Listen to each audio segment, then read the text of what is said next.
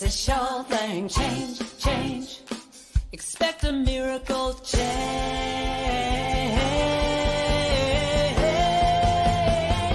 Watch me change when you change the way you look at things. The things you look at change. When you change the way you look at things, the things you look at change. When you change the way you look at things, the things you look at change. When you change the way you look at things, the things you look at change. Now do change. Change.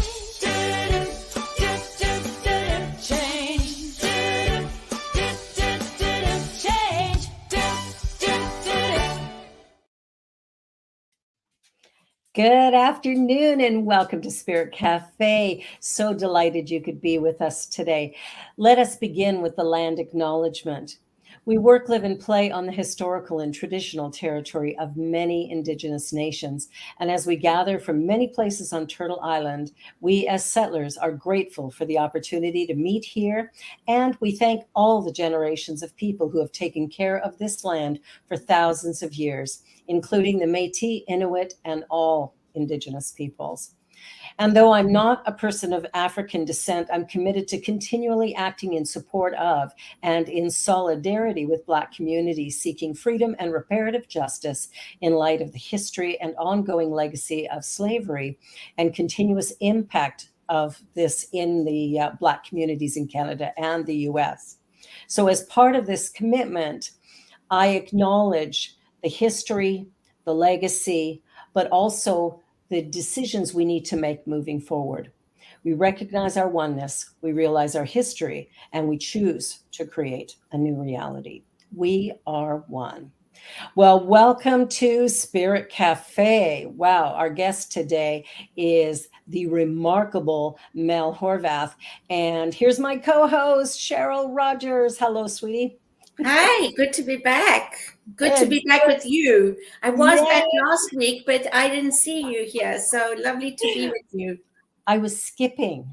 I know. But that's okay. You were doing things that were important to you, and that's important for us to do, right? Things that are important to us. Yeah, I was in a wonderful convention last week. That was really, really beautiful. So that was a great way. Now, I have not done Mel's introduction. Mm-hmm. So let me see if I can. Well, let me tell you a little bit about Mel. Oh, all right. Yes. Mel Horvath-Lucid was ordained in 2014 in the spiritualist tradition, forgive me, is a mediator and a spiritual director. She is also a healthy congregations facilitator with additional education, working with congregations through times of change and transition. She resides in Waterloo, Ontario, and works in Restorative Justice. She is a creative who enjoys writing, painting, and singing, and is a lifelong learner with a deep passion for spirituality, psychology, sexuality, and restorative justice. Welcome, Mel. Welcome. I just want to say, Mel, I'm so excited you accepted this invitation. Thank you. Mel is honestly a person that I can have so many different discussions with on so many different topics. And every time we do, I walk away excited and exhilarated and feeling like, yes, we've been able to communicate in a way that we understand each other, even with things that aren't being said, right? Just love our conversations when we get together, Mel, which isn't often enough. So Mel and I just met a few minutes ago, and already I am hooked. Absolutely, Mel. Yeah. So I'll just, before Mel comes in, I just want to let you know that today what we are going to be talking about and why I thought of Mel for today was about her beautiful family. Mel used to attend Unity Kitchener. She used to do talks for us. She was quite involved even before I was there.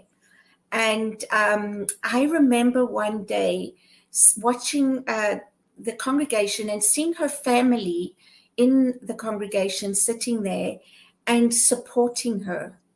And I remember feeling so just in awe of what a wonderful family they were, that they support each other in everything they do. Wherever one is doing something, the others go and support them. And I started learning a little bit more about Mel's family and the dynamics and how they parent, which I was in awe of. And I just thought, you know what, Mel, you got to come and talk to us and tell us about your family and show us this great example of how you guys live together. Yeah, well, it's funny for me because I thought you couldn't actually ask for a worse speaker on parenting if what we're talking about is getting it right.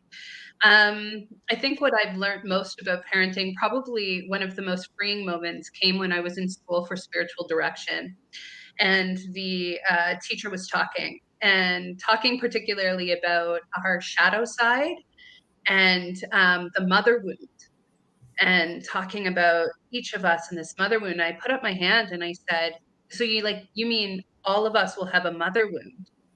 And the teacher's like, yes. And I was like, well, shit, here I am trying to write, or there's like a perfect way. You're telling me no matter what I do, there's going to be a wound. Mm-hmm. And I went back to the drawing board and decided to do things differently. And the first one was, the only thing I can really give my kids is presence. The only thing we can really give one another is our presence. And actual potent presence is very different. Mm-hmm. Unconditional love, but honesty about the reality of the struggle, the mess of it all. And I think the first thing we can do is mistake and look at somebody from the outside and go, ooh, that family's got it together. I assure you, we do not. Yeah. Mm-hmm. But we do go it together. And that's what you were talking about. I Is love that go it together. that Yeah. our kids, two of them have now moved out, and they come home. Mm-hmm.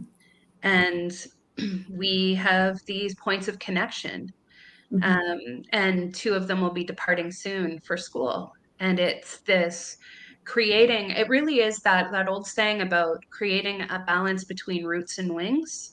Mm-hmm. But not thinking that I know what will set flight to my kids or what will root them, but Absolutely. rather simply choosing to be present, choosing to be honest about this absolutely blend of everything, or what I call the shitty magnificence of each of us and of this existence and of what it looks like to be human and journey this life. It's absolutely a mixed bag. Well, that's Absolutely. beautiful. And I think one of the things I heard from Michelle Obama, she talked about the importance of raising the child you have, not the one you thought you were going to get or the way you thought it was going to be. And I love one of the things for me that's been most important, I have 4 children, and the most important thing to me is to be honest, honest about my past, which sometimes don't really want to tell you that, but I'm not going to lie to you either. So I think honesty as well helps, but seeing them for who they are or holding the space. I love what you said about presence, figuring out, how I need to be with each child because they're all different. Yeah, absolutely. One of the things that I've always remembered from Cahill Gibran, because it was so important to me as well, is your children come through you, not from you. You may house their bodies, but not their souls. And that for me was so important, because some of us tend to mistakenly think our children belong to us. Yeah. And they really don't. We are just here for whatever reason to facilitate their presence in this world. So that's beautiful. Mel, tell us about your family. How many kids do you have, and how old are they?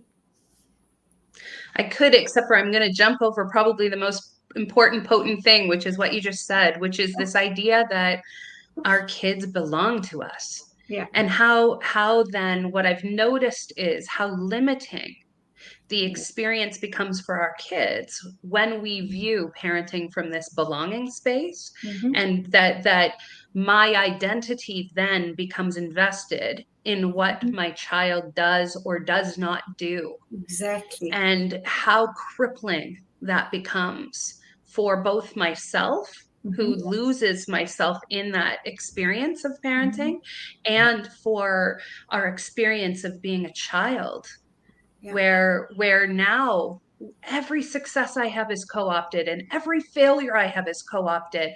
And it really doesn't become about even the struggle that the child's experiencing anymore. Then it just becomes about, oh, what will people think? Or what about this? Or what about that? And so there's something really, really powerful about understanding that I actually have this incredible gift of journeying with my children to their degree and willingness to invite me in. Yeah. Yeah, absolutely. And when they invite me in, now that's sacred. Now I'm going to be really present to whatever it is. But if I'm in my own shit, so to speak, then I'm not present. Now I'm somewhere else. And so it has been an interesting journey to see that my shoes need to be the shoes I'm walking in, and their shoes are the shoes they're walking in. And if they're inviting me into their process, into their human experience, into their journey, it's like this moment of understanding how sacred that is, that I'm in a ritual, I'm in a ceremony of sorts to be invited in. So to touch on your question, I have 5 children, and I've experienced motherhood from every possible vantage point. Biological children, stepchildren, foster, and adoption. And I do have occasionally friends of our children that I would say come in, and there's the gift of holding space for them in those moments too, and partners now of some of our kids. So it's a blend of 2 that I brought to the relationship, a nearly 21-year-old and a 17, soon to be 18-year-old. And then there is my stepson, who's just turned 20, stepdaughter, who's 17. And then together we have our youngest, who is now 13. Beautiful, beautiful. You have such a beautiful way with words.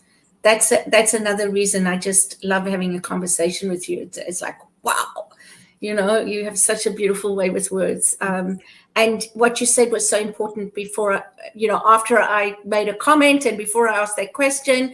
And I didn't want to take away from that, but I also wanted to introduce your family because it is so in my mind, unique.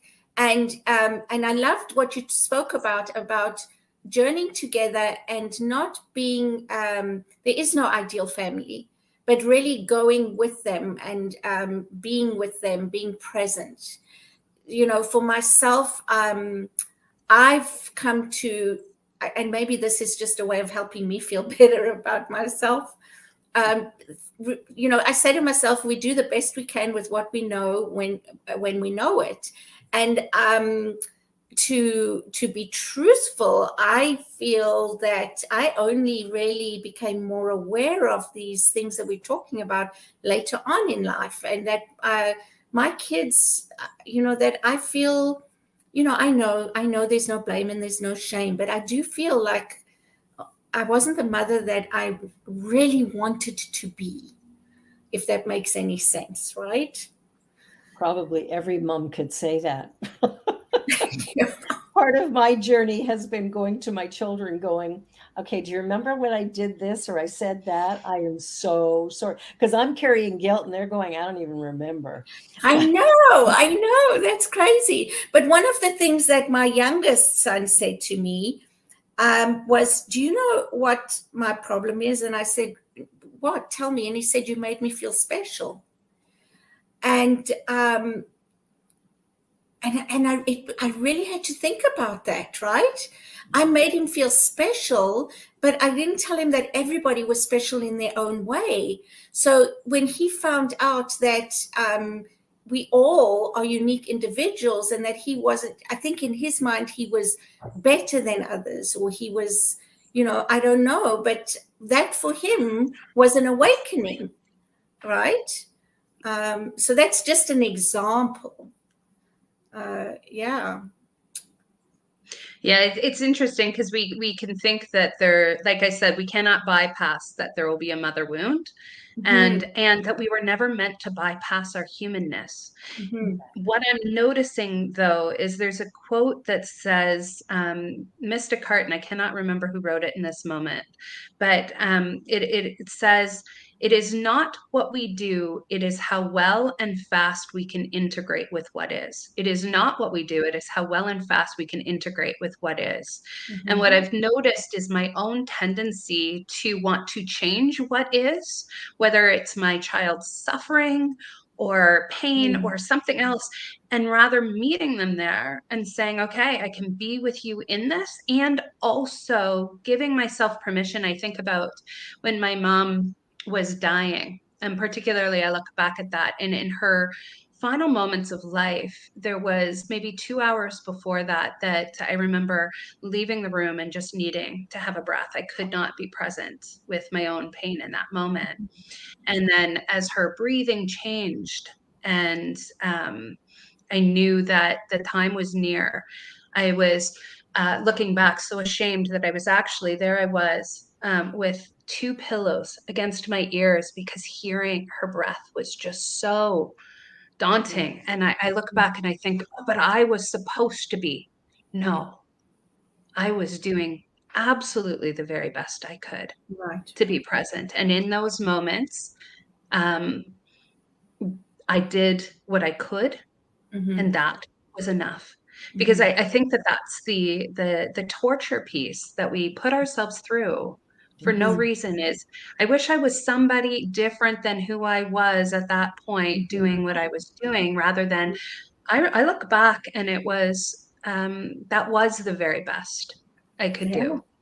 And the generosity that we so frequently will give to one another is what we're meant to actually figure out how to turn back toward ourselves. Yeah. Very important. Makes me quite emotional. So it shows me there's still a lot of work to do there. Well, and the best part is the work's not ever done.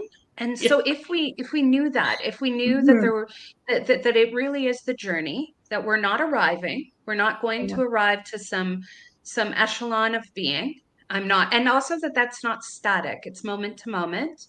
And in some moments I'll touch in and go, hey, I showed up the way I really wanted to. And in other moments I won't. But what comes up for me is two phrases I think we don't say enough. And you mentioned one of them, Barbara. I was wrong. I was wrong. How quickly can I get to that point and say, hey, I thought I knew something here, and I said it with conviction, and I didn't know, and that's okay. And then the other piece of that too, I think, is another 3-letter word, or three-word sentence that we don't say enough, which is, I don't know. Yes. I don't know. Absolutely. And particularly, there's a story that comes up for me with my now 17-year-old son. Parenting in a pandemic, that was the most wildest thing, because there wasn't even any precedent for what to do.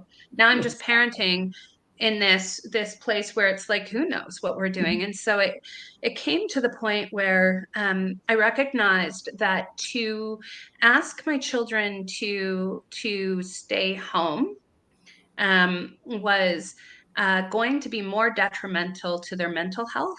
Like, their mental health was being more impacted than the risk of how do we integrate and learn to coexist with this reality. And so my son had talked to me. He had said he wanted to go out to a party, and he could feel my anxiety the night of the party. And, I could say that I did my best to hide it. It doesn't really matter. He could feel it. And he said, Mama, I don't have to go if you're anxious. And I said, you know what, my love, you do not have to manage my anxiety. Mm. You do not have to manage my anxiety. I manage my anxiety. And he said, but I just want to do what's right. And I said to him, oh my goodness, just tell me what's right. And I said to him, oh my gosh, you still think I know something? I don't know anything. I'm making this up. I'm literally making this up. There is no precedent. I know nothing. I know nothing. Yeah. We're just doing the best we can. And what we know from that conversation was that you're going to go do this thing and it's going to be what it is. And it's okay. Now go. Right. And I'm going And to there's survive. those moments that I think over and over again where what our kids will do is look to us for certainty that we can't give them.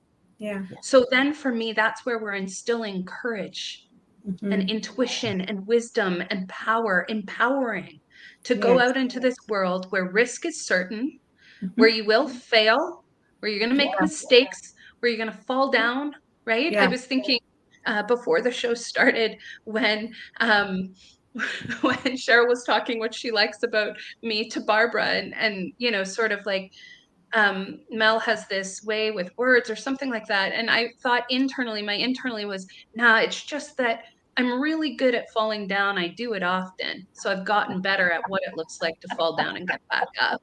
And I think in some ways that's really been the process with my kids. Oh yeah, if you're going to live at all, like if you're going to do anything, you're going to fall down.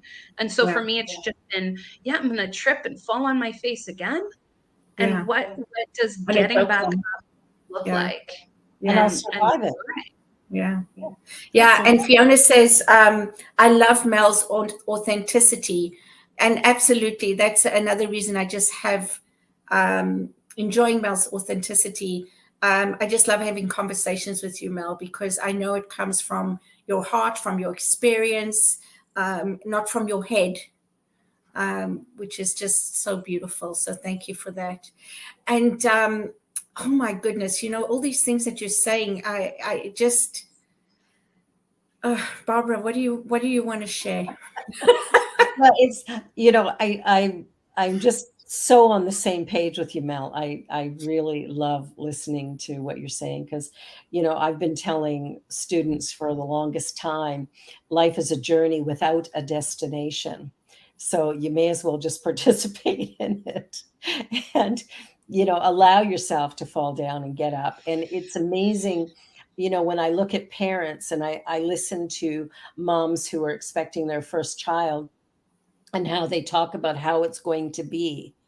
And I just smile and chuckle going, I can't tell you, you know, that it's not going to be at all what you think. It's going to take you on a journey that you never expected, but the most rewarding, powerful, remarkable journey of your life. And it will transform you.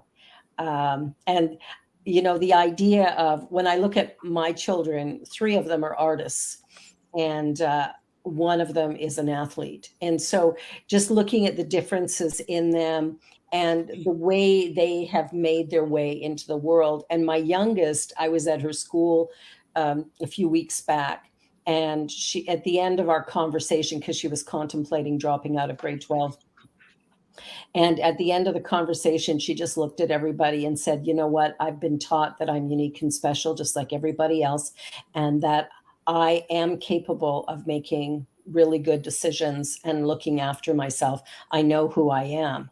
I'm perfect, whole, and complete as I am. And the teachers are looking at each other going, maybe we need to listen to you more. So it was kind of a funny thing, but she's been raised with these spiritual principles and these ideas of who you are is sufficient to life. One of us unique and special. So it's powerful to get that sort of flung back because you don't know sometimes if they're listening. But she's pretty remarkable as well. I love the way you parent, Mel, because ultimately it's the only thing we can do is let them be who they are. Yeah. And I don't know many people who parent like you do and who think like you do. And that's why I think it's important for people to hear you speak, because it allows us to think about things differently, to have courageous conversations, to be okay with the mistakes we've made, and to learn from them and get up and keep going, and all those things, right? This is a place for courageous conversations. And so it's about bringing people together to have these conversations, to inspire others to shift perspectives. Well, to think about things in a new way, I think is so important, because we tend to get into our habits, how we were raised. Because every now and again, I'll hear my mother speaking through my mouth, and I'm like, okay, let me back that up and start over. But it's, it's part of that journey is we tend to look at the world around us and try to fit in. And I think what I love about what you're saying, Mel, is you stand out and you allow your children to do the same thing. Yeah. It's interesting you say that, because I remember reading a quote by Brene Brown years ago now, and she talks about the difference between fitting in and belonging. And fitting in is where we start to cut off aspects of ourselves. Yes. Kind of like puzzle pieces. You're going to need to look exactly like this to fit in here. Yeah. And belonging is when we show up as who we really are. And I think there's a difference between what emotion's coming up for us and showing up out of an emotion, and showing up as who we really are. Because for me, I was thinking about letting my kids be who they are has come with, like, freedom comes with it, a level of responsibility that we're not aware of. So to be who we really are, it is still drawing back to the indigenous wisdom of understanding, like, my personal truth then needs to go be tested within the bigger world against other truths. And how do we connect with one another, and how can I continue to grow and learn and change, which I think is part of that piece of how quickly can I say I was wrong and I don't know. Or for me, how I say it is I reserve the right to change my mind with new information.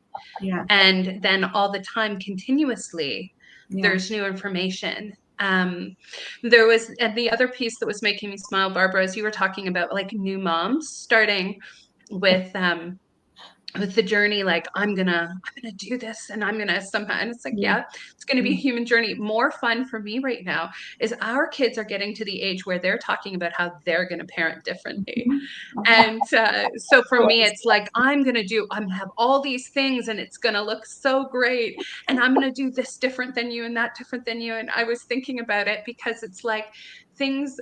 I saw a little reel yesterday, and it was about this maybe 20 something, early 20s, talking about, and here's the list of how I'm going to parent, and then this guy saying, oh no, you wait until your main thing that you're going to be saying to your kids is don't touch the dog's butthole.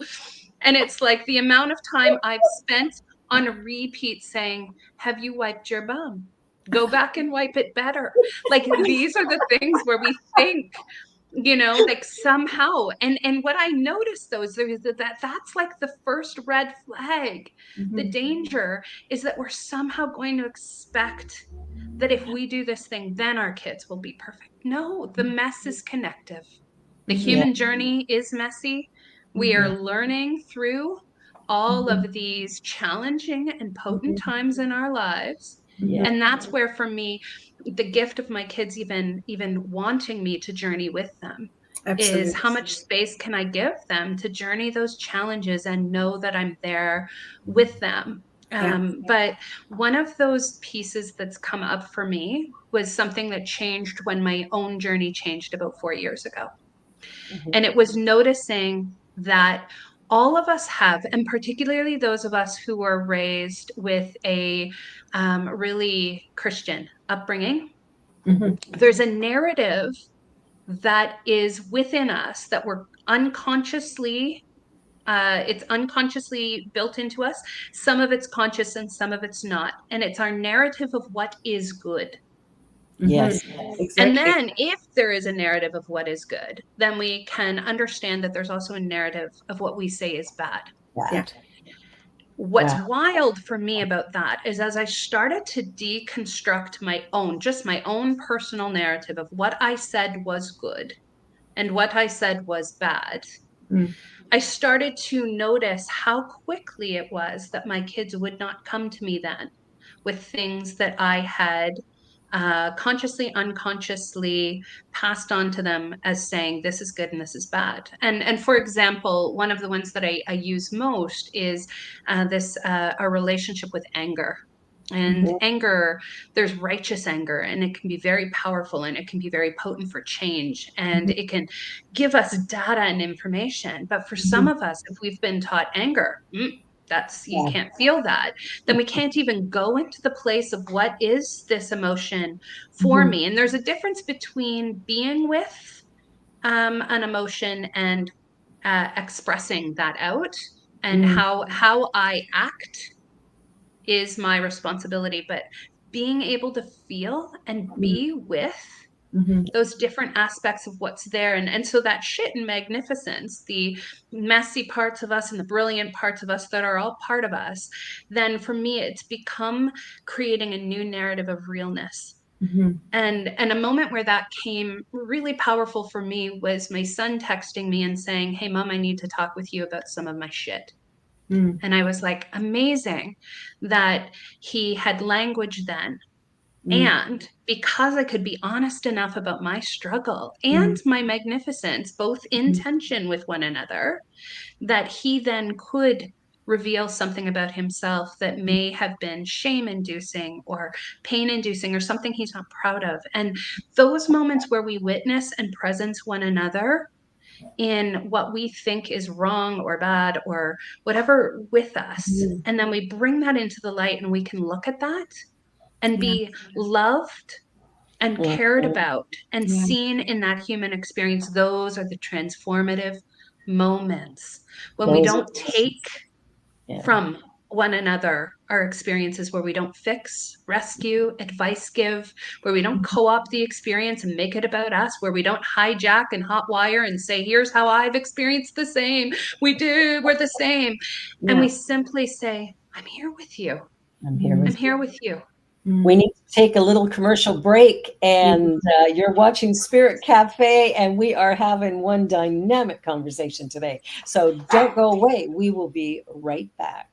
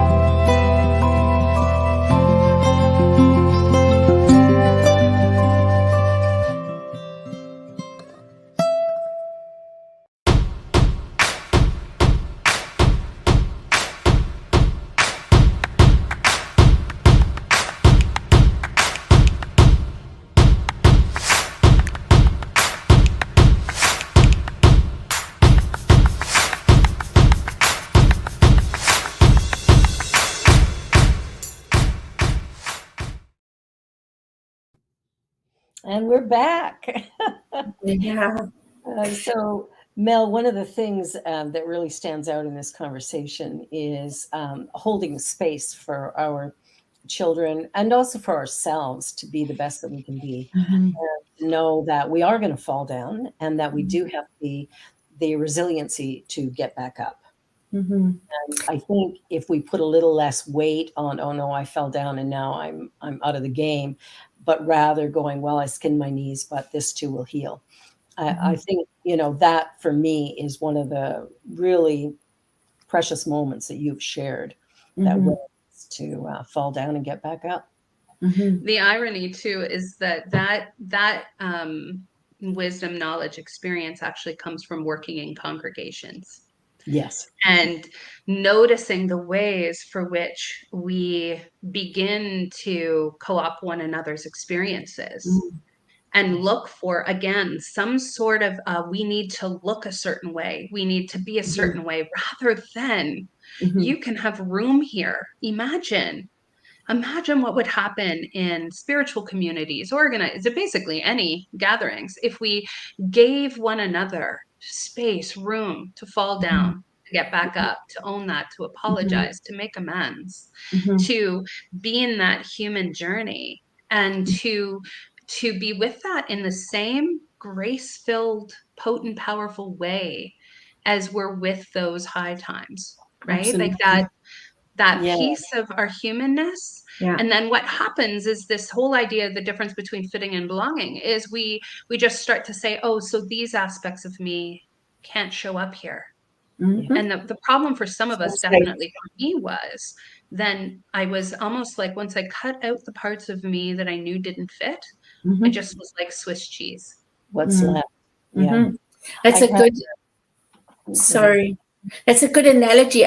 There's one thing that I got from the end of our conversation and before break, and from what you're saying now, is that we can have relationships, but we are not being in relationship. And so the depth of the relationship, right? We have many relationships, but there's no depth. How many relationships, family or friends, do we have where there is that depth that you're talking about, that presence, that being with, and that journeying alongside or with that person? Well, and it's asking ourselves, what is in the way of the depth? And I would suggest that for me, at least in my own life, it was my aversion to looking at my own stuff, my own shit. So I don't want to be seen that way. So I'm just going to keep disconnecting from that, cutting that off, rather than integrating. And the irony is that for most of us, when we actually do simply say, and here is the thing that I most feared, and we have that witnessed by somebody else who does skillfully understand what it looks like to be present and hold space, it transforms. And those very things that we think are what make us outcasts or different are the very things that make us connective, magnificent, powerful. This idea, I really do value the beauty in the brokenness, understanding that it's, for me, been looking at it, and that, you know, I've questioned sometimes, particularly as I now hit my mid 40s, that is this a midlife crisis or an awakening? And I wonder how many of us get to this point where the universe is saying, come on back to yourself, darling. Come on back. Stop. Do not take one more step outside of yourself. Step in. Go down the staircase of yourself into the womb of who you are. That's terrifying and beautiful and magnificent, powerful and transformative. It's all sitting right there within us. Look, and that when we look, we you know, the amount of judging that heals within me when I look at myself, it just comes naturally. That I'm like, oh, you have shit too. Yeah, me too. Yeah. Let's be in this. And what does being my true, most authentic self really mean? Yeah. It's powerful to look at it that way. And I think one of the things that I've noticed in working with congregations, as you suggested earlier, how that can really help us to see things, is that so often when something comes up, people immediately want to defend their position. And I often say that defense is offense. And so it's going to immediately create conflict when we move into that place. And I've had the wonderful experience of stepping in it lots of times and couple of years ago in pastoring a Black church, I said something from the pulpit that as soon as it came out of my mouth, I knew it was wrong. Like what I said was, this was not the place to say it, for sure. And sure enough, one of the members of the congregation came up to me and said, "Do you really think that was appropriate for this audience?" And my response was, "No, it wasn't." Mm-hmm. Yeah. And that gave her the space to then share with me her journey. Yeah. And we deepened our relationship Yeah. because I didn't defend what I said. I knew what I said, that really wasn't the audience for Yeah. it. Yeah. But we're going to do stuff like that. We're going to say things that are going to be taken in ways that maybe we didn't mean, or they're going to be misunderstood. And I think when we can allow ourselves to be vulnerable and admit that, we're learning, we don't know it all. Yeah. I think that's truly powerful. And see them as opportunities, right? Always. I'll just share a quick story. And I know my mom wouldn't mind me sharing this here. When she was here last year, something happened that triggered me, and I am not proud of my reaction and the words I used. And it caused, some discomfort between us. We each had our own thoughts, and they're never the same. They're never on the same level even. And we decided one day to go for coffee. So we were out of this, this comfort. We were in a neutral environment, and we had a conversation about, I was trying to think about what was it in me that I reacted that way. Where did that come from? What pain or childhood memory or whatever it was triggering that. Anyway, we really had a heart-to-heart conversation, and I was able to share things about my childhood that I experienced a certain way, and she was able to respond to that with what she was thinking at the time and what she was going through, and it was so. I'm so glad we got to do that, and this is the thing about relationships and not having these deeper conversations. We really miss out on opportunities, and when that person is gone, it's too late, right? So I'm just so glad that we were able to go there, and hopefully it will allow us to do more of that if we need to, because we know we can, right? But it took, I'm 60. I just turned 60, right? Ooh, happy birthday. I'm a grandmother. And that's how long it took for me to have that conversation with her. There's two thoughts that are sitting with me. The first one, and whether it's our chosen family, our birth family, community, it is for me about changing the narrative that we're somehow going to get to this place where everyone's going to show up the way that we want them to, right? That the actual lab of life is that isn't going to happen, right? We're going to meet people. Every community we're going to join, going to be humans there. So it's going to be a mix. Every family, chosen or birth, going to be humans there. So it's going to be a mix. Yeah. And so that first piece of really embracing that, we then start to embrace ourselves. The second piece that's coming up into my awareness is the part of me that really, really wanted to have, all of us have this wounded child. So the child wound, and how we want for other people to be the healer of our wounded child, and how potent it is both to be witnessed by and presenced by another, but also that I am not who I was. So those wounded aspects of my child can now be held by this adult version of me. And I can learn how to create more space for that. And when we make more space for that, that's where the healing happens, is when we're able to say, okay, little one, what is this about?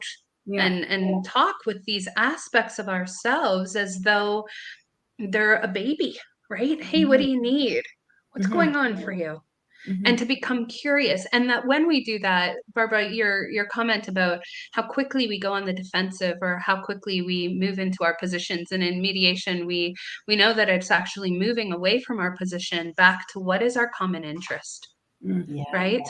And whether it's family or spiritual community, it's wow, these people are showing up to go through this challenging stuff, to be with me in these joys. This is a gift. Yeah. It How is. can I show up holding that gift of the presence of the people in front of me, particularly in those challenging times? Mhm. Yeah, that's Yeah. beautiful. That's Mhm. beautiful.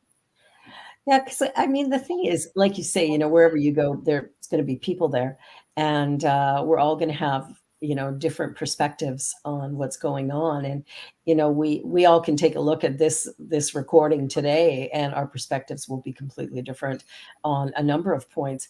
It doesn't mean somebody's right and somebody's wrong. It just means, given our history, and just like with, healing some of the wounds with our Indigenous people and the Black communities, we don't heal those wounds by burying our head in the sand or blaming somebody else, but rather becoming consciously aware of our own personal biases and our own personal perceptions. And as we come to understand somebody else's journey, or to look at it at least, Mhm. we start to develop a curiosity about who these people really are and who I really am, and as a result, who can we be together.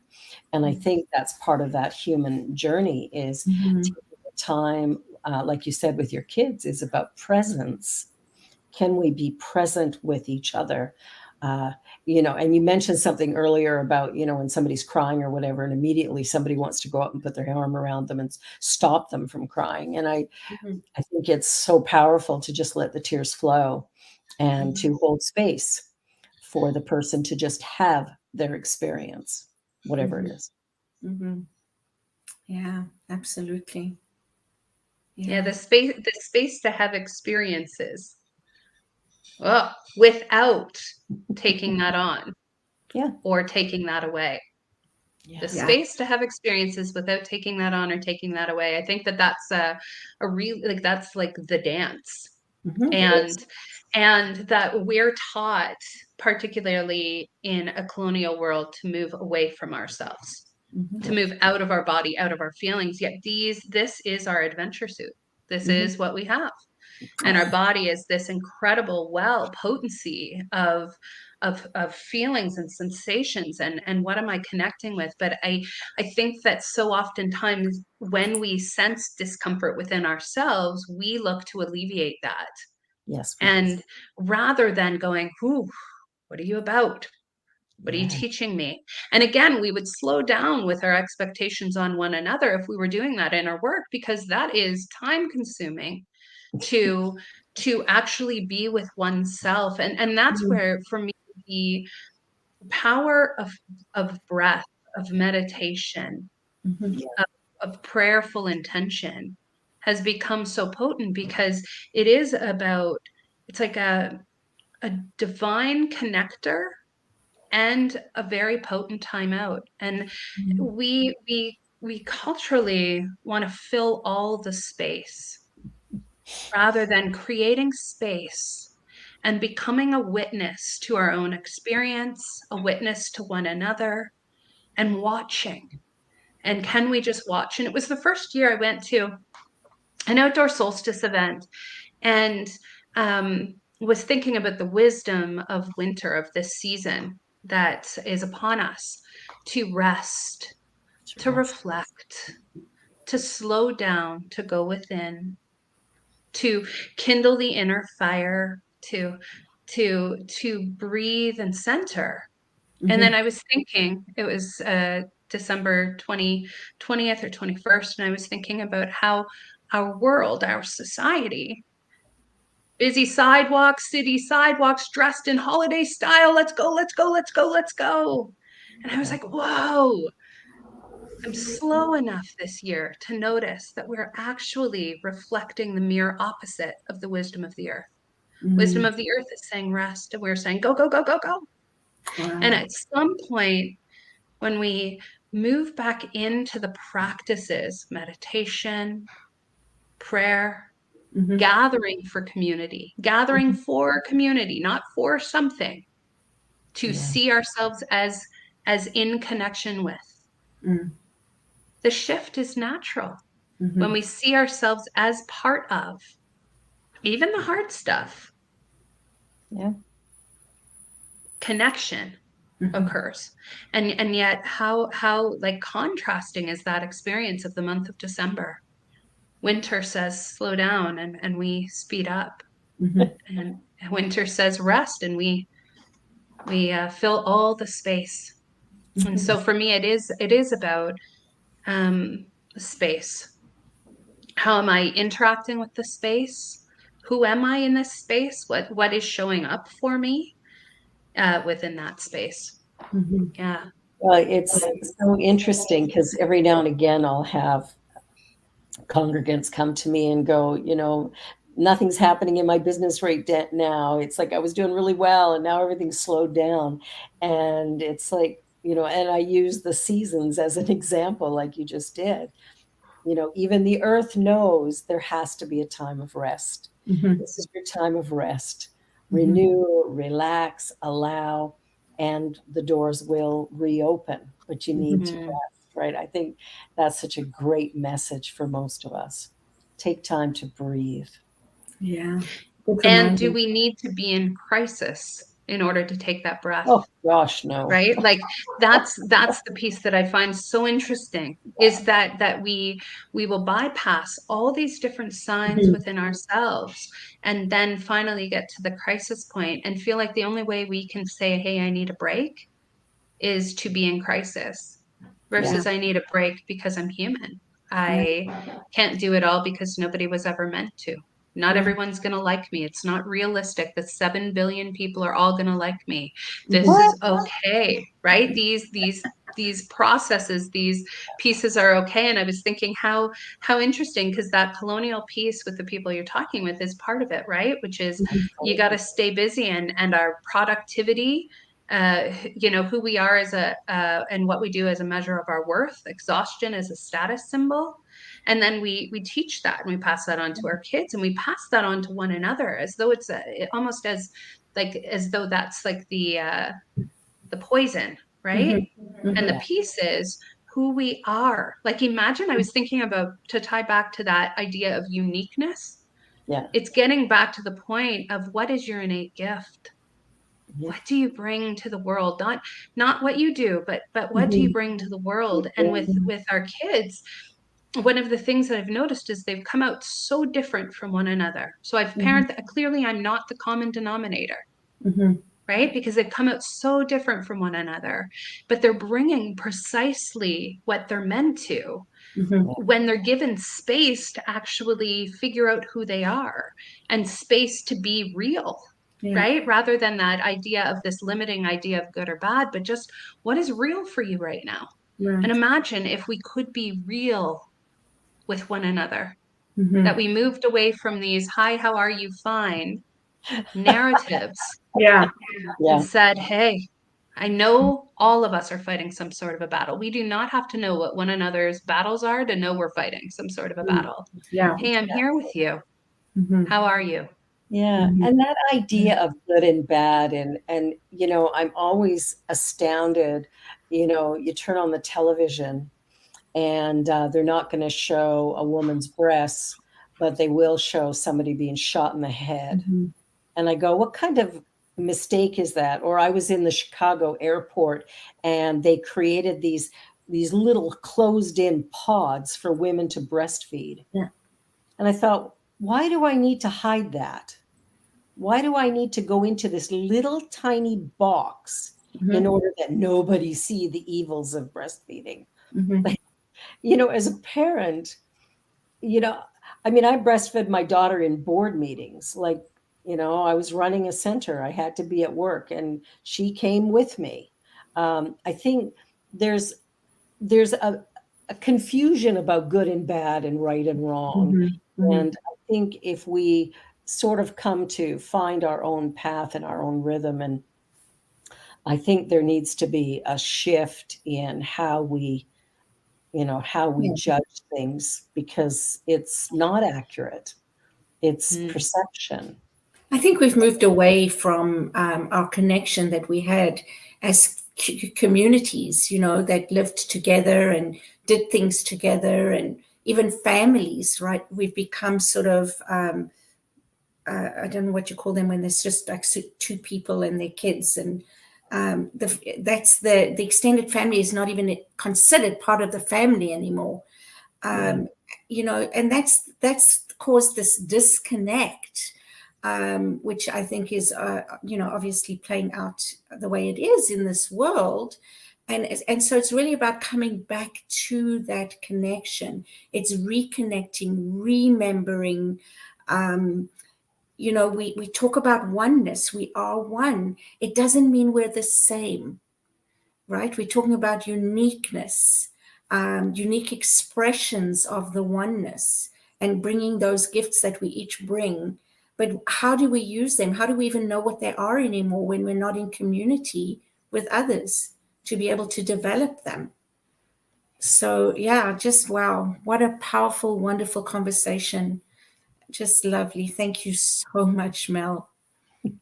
Yeah, there's one piece when you were talking about remembering that I was hearing it as like putting back together the aspects of myself, right? And part of that is a reclamation of the things that were devalued when our colonial world said what was valuable. So for me, an example is a valuing of institutionalized learning. Yeah. It's valuable. That's not the conversation. And oral tradition, passed down, creativity, noticing, wondering, our connection with things, also valuable learning. Yeah. Travel, also valuable learning, and traveling within the self, valuable learning. So it's revaluing who we are and what we bring by, again, stretching out what we've said is valuable, to start to see value in the many ways we show up, the many ways of learning, the many ways of being, the many ways of connecting. There's just so many ways, but we get there in part by remembering. So my Swiss cheese self, putting back those pieces I said don't belong. Yeah. Yeah. And then owning them in a And world that may all of say, hey, you can't be that here. Yeah. The script says. Yeah. And so more of us start to say, I don't live by a script. I have tools, intuition, the capacity to feel, the capacity to be in these tough moments in that way. And there's a quote that I'm just going to seal this off with by Martin Berber. All journeys have a secret destination for which the traveler is unaware. All journeys have a secret destination for which the traveler is unaware. And so for me as a parent, then it has been understanding too that my kids have journeys for which I am not meant to protect them from that journey. I'm meant to be with them on that journey. And my capability to do that will be about how well I can walk with them during not only those great times in life, but those challenging times. And imagine if we started to do that with one another, what would happen? And if we did it for ourselves. And ultimately, when I'm willing to walk in my shoes, like you said earlier, that's in the moment when I'm willing to sort of see everyone else doing their little something in their unique way and being okay with it. We got about a minute left. Cheryl, final thought. Just that we could carry on and on and on. And it just has been such a wonderful, deep conversation. There's so much richness in there. I certainly will go and watch it again and invite others too, because I think, each time it sparks something in me.